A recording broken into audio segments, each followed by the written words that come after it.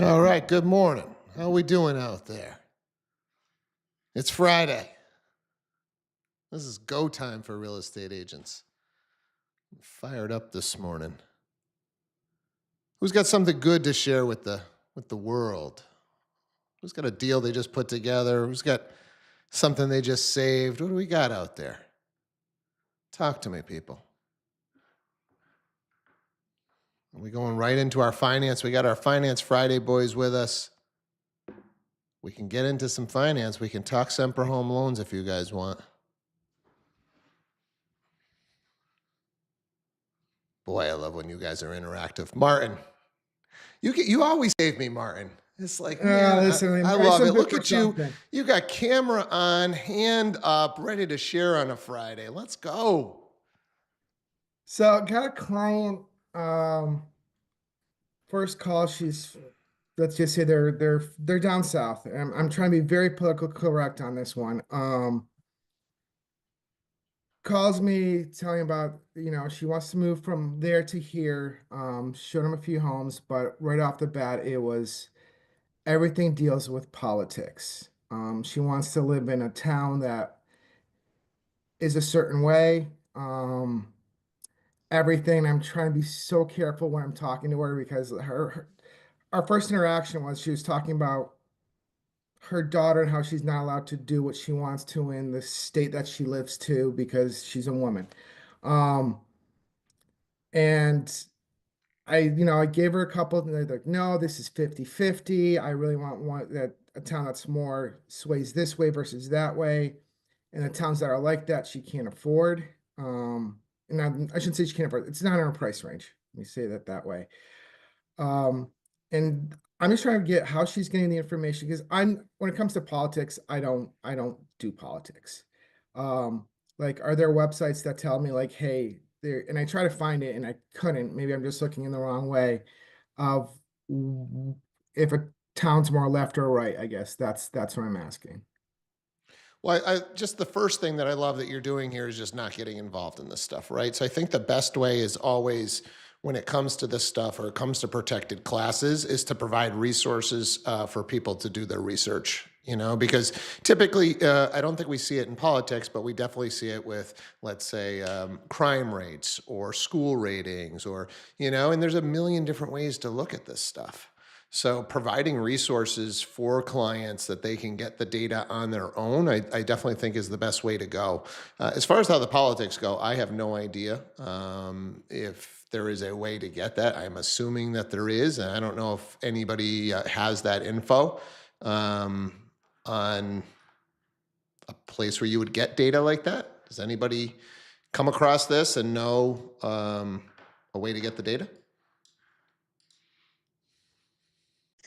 Each individual town has it right there. If you just call the town, they know. Like if you look at like John Velas has a thing of Massachusetts, right? He's the senator, and it has town by town by town. I don't know how accurate it is. I don't even know you know what I mean? But it will say how many went which way. What site is that, Chris? I don't know if it's a site. I did have someone ask once, not too long ago, and I just had him call the city clerk, and the city clerk in Westfield gave them something. I don't know what the resource is, but I am good friend. I am friends with John, so I can ask him later if there's a way. Just like you can look up like a map of like the election results and you can look it up nationally and see who won each state. They'll even break it down like within the state. I know in Rhode Island, and I can try to find the link later on and post it, but you can see like just look up 2024 election results by town and you'll be able to see it just like a map in blue and red. Yeah, so so let me just share this with you really quick here.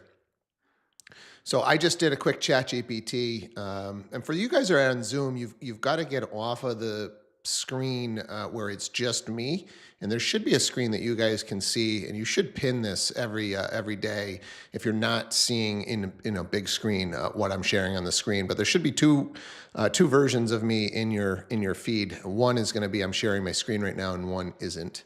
But for the one that is, right, I just did a quick chat GPT, and here's our state, and then here's find election results. So it does look like, and I don't know if every state does it, but, and then it looks like you can get it broken down literally, I don't know, into any way that you want to do it. So I don't know, check that and yeah, report back maybe. Okay, because I was looking up Democrat and Republican. That was more what I was looking for versus election results, I guess. Yeah, but I think it's going to break this down in here, Martin. And then KB just posted in here politico.com. I'll throw that up. That might give you some information as well. All right, thank you.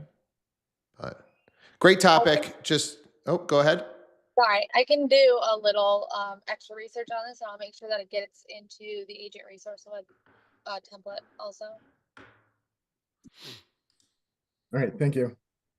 Yeah, this individual is very bent on Their where politics. she wants to. Yeah. I just told our voter I'd try to get Jimmy Buffett to run for president, but unfortunately he's dead.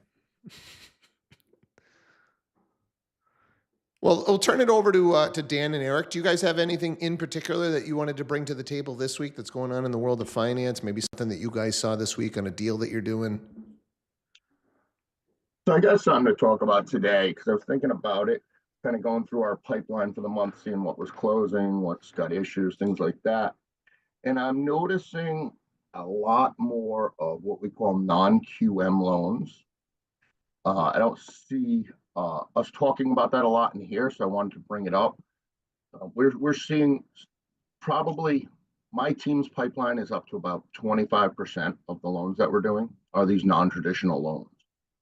And what they basically do is they kind of fill some of those spots that regular traditional Fannie Mae, Freddie Mac, FHA, VA don't cover, or the person doesn't qualify. So I'll give you a scenario. A client I just had, got all self-employed, owns a pizza parlor, got all of his documents, put it all together, got qualified, and just wasn't enough money. Just wasn't enough purchase money, not going to find the house that he wants. He obviously makes a lot more money, just doesn't tell the government. So he doesn't want that little tiny house. He wants the big house.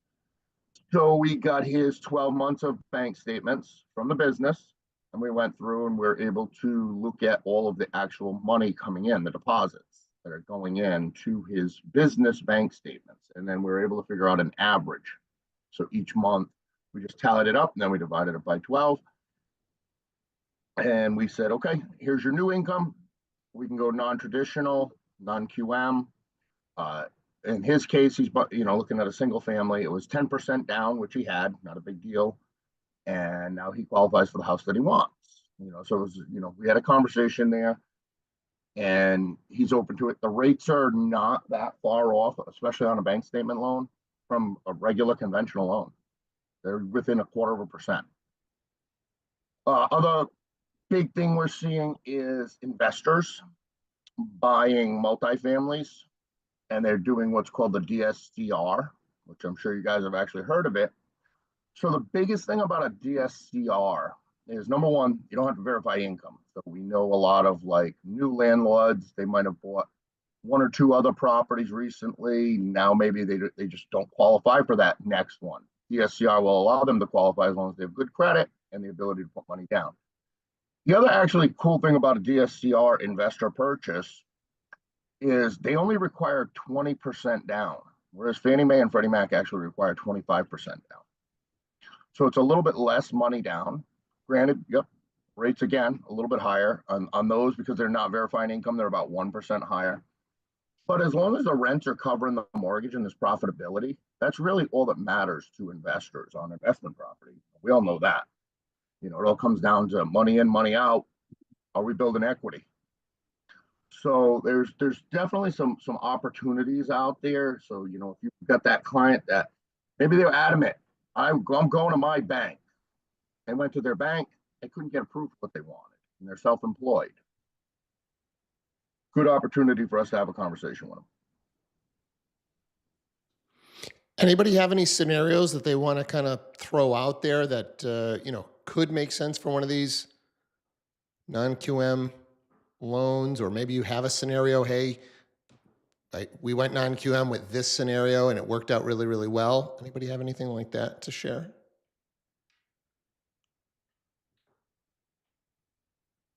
We might need to put up a poll to see what everybody calls their pizza places, but I definitely don't call it a pizza parlor, Eric.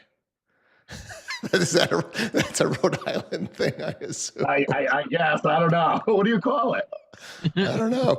Pizza shop, pizza place, not a pizza parlor. Martin, go ahead. So I have a client, and I'm just thinking maybe the bank statement on, but I don't know like exactly how much he has in there. Was working the whole time. He bought his business 6 months ago. So he's been and he's working for himself for 6 months, has a house he really, really likes. We seem to have an issue with the lending because he's only owned the business for 6 months.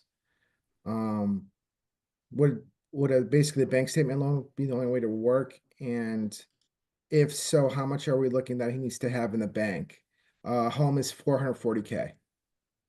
So in his scenario, they do like to see 12 months of owning the business because it's so new. They want to see some sort of stability. So he would have to have the business for 12 months, and then if it's a single family and the credit's good, it would be a 10% down with a bank statement loan. So 44,000 of the 440. Gotcha. Okay, but you guys still want him like at least 12 months, correct? Yeah, they want to see 12 months of owning the business. Okay. So we're going to want to see 12 months of business bank statement. Yeah, I was hoping there was a way around it. That seems to be the same answer I'd be getting. All right, thank you. Yep.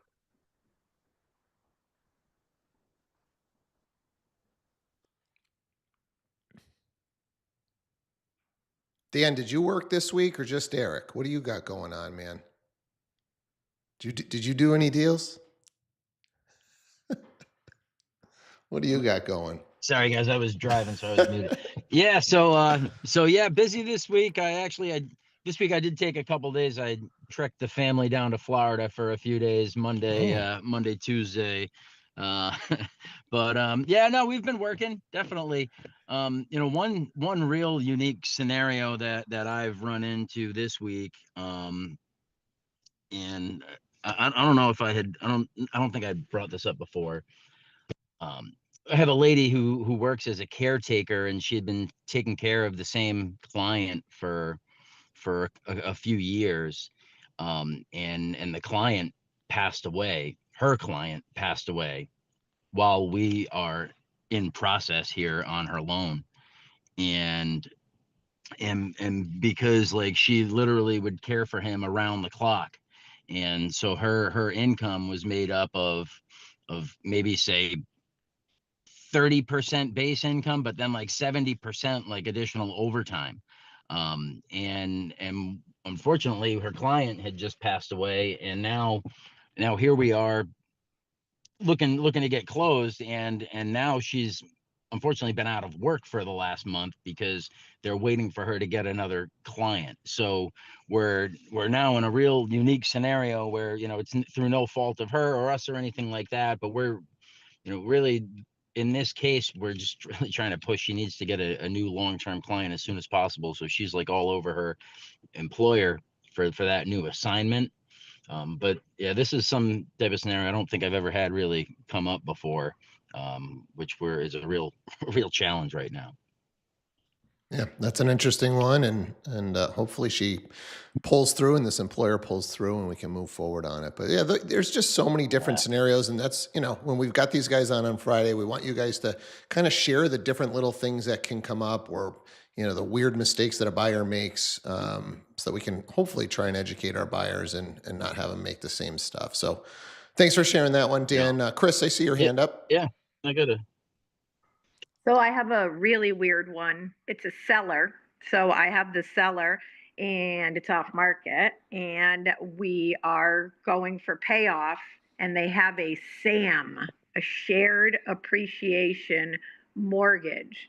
So they had bought the house from the mother who was dying, and now it turns out where they thought that they owed 160,000, they owe like 350,000 because they took some sort of deferred amount, put it on the end, and it's that Sam.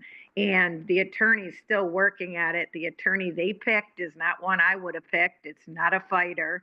And I have much, much concern that this is about to fall apart. So I'd love to hear anything on that. Boys. Yeah, I've never heard of that before, Chris. That's the first time for me. It just says it's a home. I'm just ChatGPT here. It's a home loan where the lender offers the borrower. I can actually just put this up for you guys. It's a home loan where the lender offers the borrower a lower interest rate or reduced monthly payments in exchange for a portion of the home's future appreciation when it is sold or refinanced. Correct. And so what Yeah. happened, I'm believing, is that there was deferred payment during 2020 COVID, and that they were playing with something, and that they took the amount that they had not paid, shoved it on the end, and then did this Sam. And somehow it's going to Sam them right out of this. So I'm hoping not. The husband thinks not, but it's not looking like that. So if anybody had any experience, that would be great. So the layman's terms kind of a SAM loan is basically the banks that offer these, they say, we'll give you a slightly lower interest rate, so you'll have a lower payment. And then in exchange, they usually take about 25% of whatever equity you gain. So if you bought the house 20 years ago for 100 grand, you did well, and they gave you a nice low rate and you were happy, and then you forgot about it. You forgot about this deal you made with the devil. And now here you are trying to sell your house that was worth 100,000 is now worth, say, 500,000. Or you've got $400,000 you thought was yours. And this shared appreciation mortgage has got their hand out going, no, remember, we gave you a lower rate. We didn't make money on you every month like we should have. You now owe us 25% of that profit that you made. So where's our 100 grand back? So that's kind of how most shared work, and it's not always 25%. It could be whatever agreement they made, but that's kind of the layman's terms of how it works. It is 25%. I read that in his thing, like as much as I could do my due diligence. But like if you looked at his bank statement and saw his payoff, like what he owed, it did say the 160 and it said nothing about this Sam loan. So this is definitely a big punch in the gut. Yeah, I mean, it comes down to when they took it out, I'm sure they were told whether they maybe understood it or didn't understand it, but they did it. And unfortunately, they signed that contract. And I think that the only conversation you can really have for them is, listen, I know it's not a good place for you to be in, and you got to kind of bite the bullet and pay them now, because what are you going to do? Are you just going to wait? Because your house is only going to continue to go up and you're going to owe them more.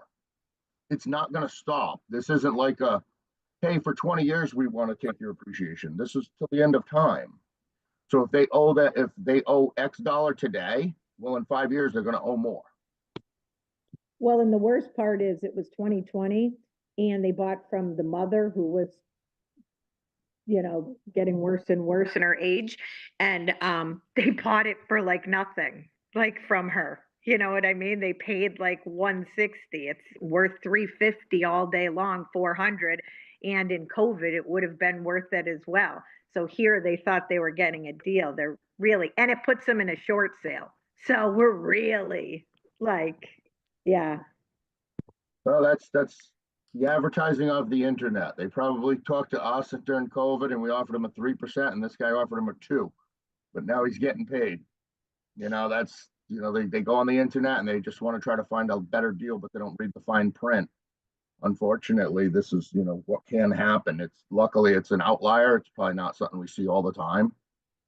But yeah, they definitely were not, probably shouldn't have been doing that specific type of loan based on the purchase price they were doing, because it was a family member. If they had a full understanding of how it would work, there's no way anybody would sign that. because they probably day one already owed the bank $100,000. Yeah, and PHH is the name. So if anybody comes across that mortgage company, PHH, look deep. Martin, I see your hand up. What do you got? Just quick question, what, like, as Chris was saying, it's a short sale now, so how much money let me guess, they get their money first and then whatever's left over is the seller responsible for? I'm just curious how that works. How a short sale works? Well, no. In this situation where it's like the bank, has a, a vested interest in it, basically. Oh, they'd have to come to the table with money. They'd have to come to the table with about $10,000, and clearly they don't have any money. So it's not going to happen. I'd have to go through starting the whole short sale process, which Gotcha. she's like, I'll just let them take it. So it's just not going to Gotcha. Okay, happen thank you. after 6 weeks of busting my ass. I mean, no resentments here or anything, but Future business, Chris. Future business. Hey, Chris, I'm just thinking out loud here.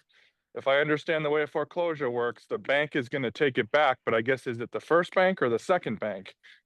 Right? It's two separate mortgages? no, it's just one. It's the same one.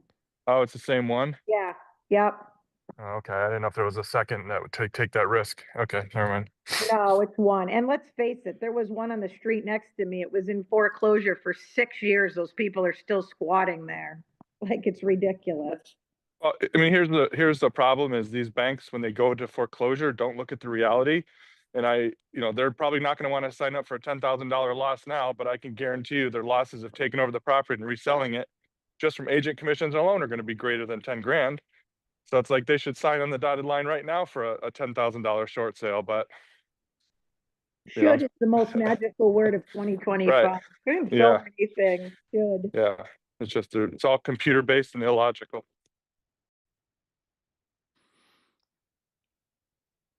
So we went fairly deep here on the Sam loan here. Did anybody just have something off topic, just something you're struggling with on one of your deals right now that you just need some guidance, or something that you learned from one of your transactions that you want to share with the group?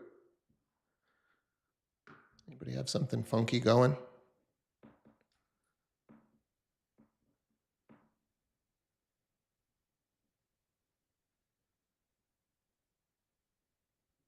Natalia, do you have your hand up there? I think you do. I do. Good morning. Good morning. Hold on, I'm trying to turn my camera on. I think I have the camera on. Oh, look at the Hi, how you guests. doing? The guests that know how the game is played and ask their questions with the camera on. You get my special. What do you get? We'll give you one. Thank you. What's your question? Thank you. So I just had I met with a client last weekend, and there was a language barrier and a cultural barrier between us. He's in his early 30s, young business owner, immigrated from Pakistan maybe 10 years ago, and super nice guy. I took him to see a house in Windsor. He loved it. He wanted to put an offer in right away. So I said, let me run the numbers for the area and see, how we should go in, and I'll give you a call later and we'll talk about how we should, approach this. And he said he has a friend on the phone. Has a friend that he's taking advice from. Older man from Pakistan. He has several rental properties, has been doing real estate investing for 20 years. He basically interviewed me, and which was fine. That went well. And he said that he suggested that we submit an offer 50,000 under asking price. I totally disagreed. I said, I don't think we should do that. And I, just quickly looked at what sold in the area recently to show him. And he said, I'm sorry, I'm not interested in your research right now. No offense, but I really, he restated his qualifications to me and told me what he knows and all this stuff. And he's like, I think we should just do this right now. And I again disagreed, and I went to my client and I said, I don't think you should do this. I think if you really like it, I think you really need to, at least come in at asking price at least. Like we can't, it was 450 and he wanted to go in at 400. So, and the house was in perfect condition. Nothing was wrong with it. It was move-in ready, beautiful home. So they were adamant on 400 right now, put in an offer. So I submitted the offer. Of course, it wasn't accepted. They basically, just sent us a generic email like no, and they were going with someone else. So I told them I had to deliver that information, and they were just, the friend was like, why do you think this happened? And I'm like, because, like I said, we went in too low. I'm sure they got several offers at what they were asking for, And he's like, from there, telling me what to do. Like, you need to call the agent. You need to tell them, he wants to write a love letter, which, we can't do. Saying, all their background, they're, coming from Pakistan, and they, he's waiting on the wife and daughter, and they have a brand new baby and all this stuff. And it didn't work out. So basically I had to tell him, listen, I did talk to the agent.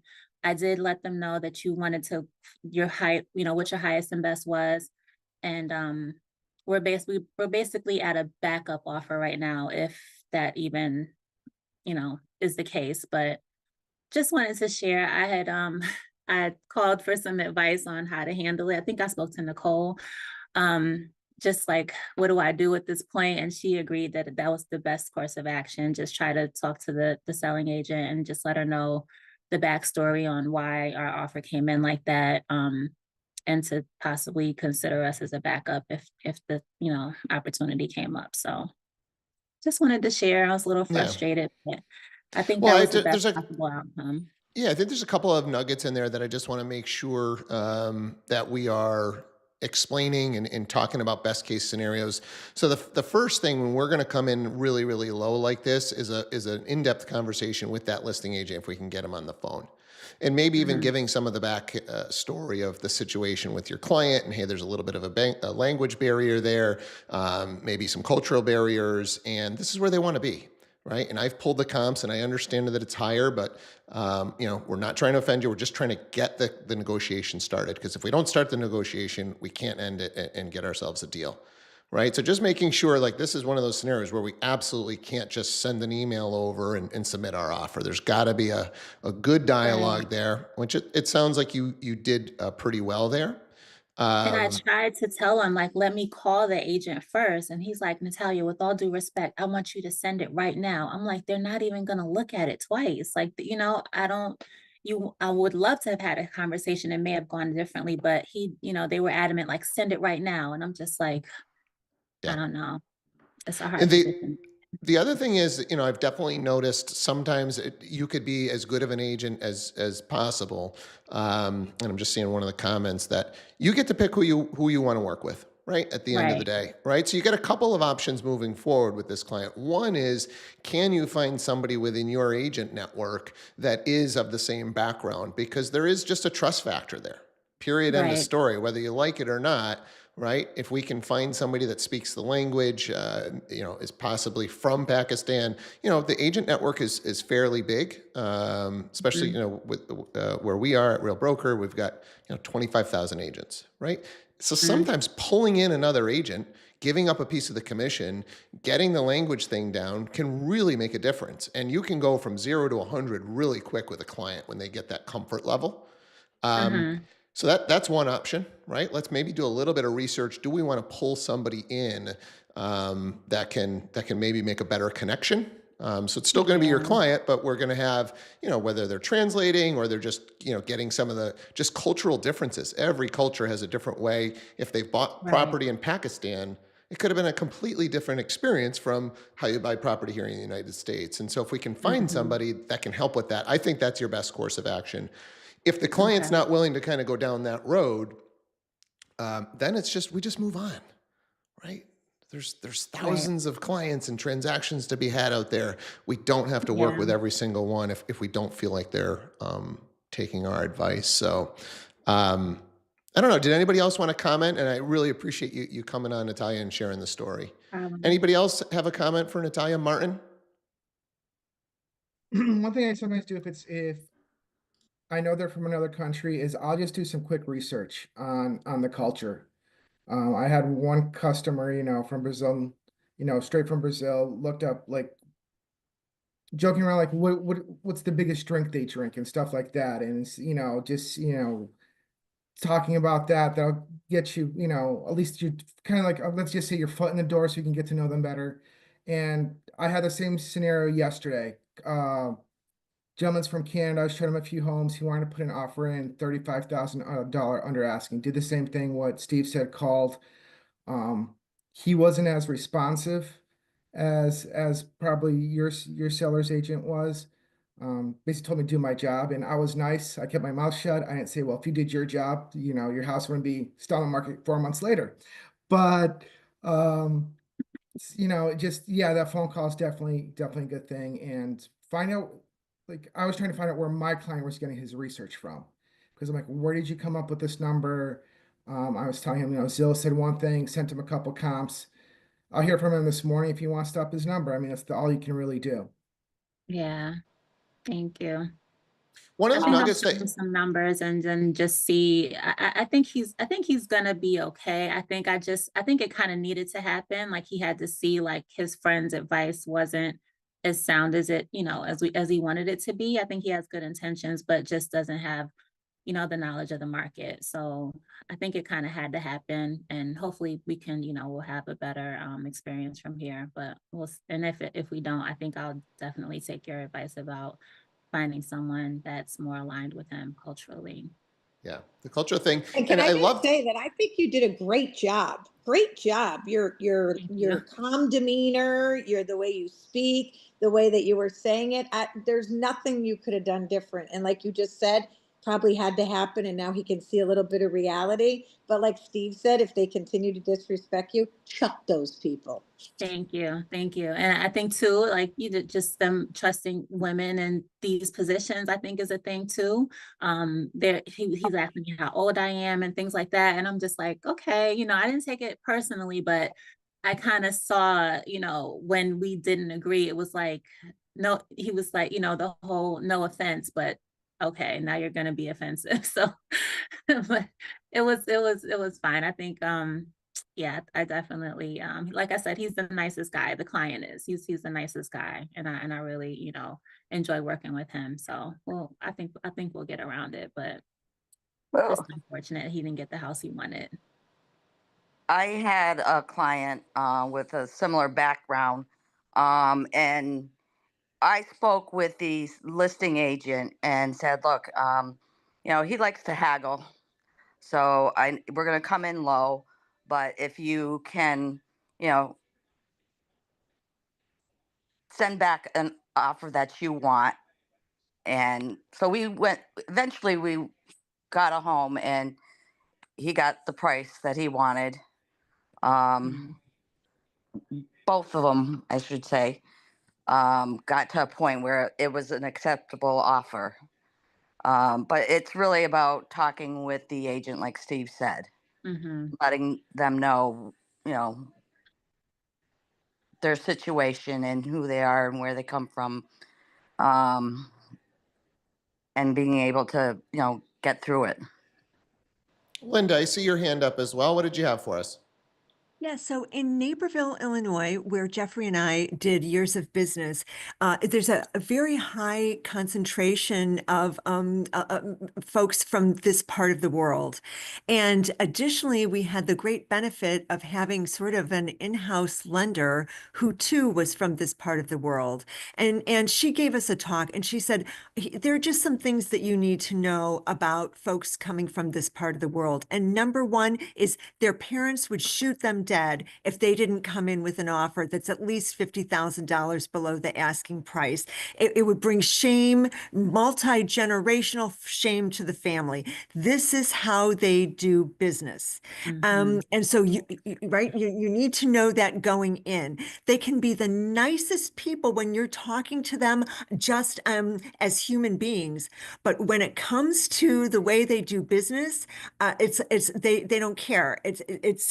So it's just a very different mentality and how they approach doing business. And it doesn't matter if they're wanting to purchase an investment home where they'd be much more disinterested, that or have less emotional tie to the property. Then it doesn't matter if it's that or if it's the home that they want to live in. They just default to this particular way of conducting business, and it can be super, super frustrating. It can be humiliating because some of the offers that you have to present, I mean, you're just like, oh my gosh, don't shoot the messenger, right? But they're going to conduct themselves. I can assure you, when it comes to the home inspections, all the way through the transaction, you can anticipate that there will be a consistency in the way that they're going to handle the transaction. So you kind of have to gird your loins for this one, because it can be really tough. But also, and so we had some of our agents saying to the lender, well, should we refer them to a lender who would appreciate and understand these cultural differences better? And she said, absolutely not. Pakistanis do not want another Pakistani to know their true financial situation. They're very, very proud, and so they like to work with service providers, lenders, and realtors who are not, in fact, from their own culture, because they feel like it gives them some leverage, if that makes sense, in how they're conducting themselves. But they're very private about their finances.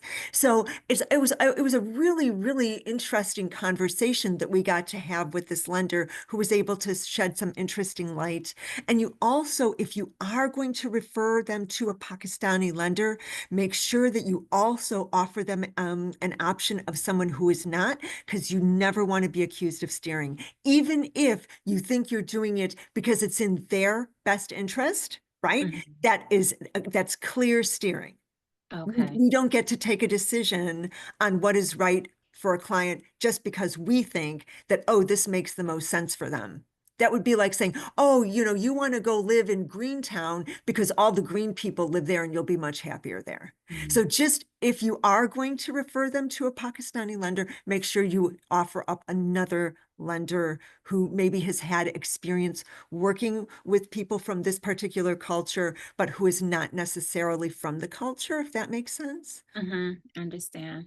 So, okay, so that's my 2 cents. Thank you so much. Sure.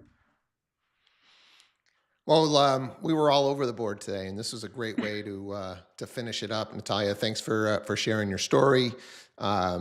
I will tell you, if you want to get a little bit of Pakistani culture, there is a great documentary out there right now. I think it's just called it might just be called India versus Pakistan, the greatest sports rivalry.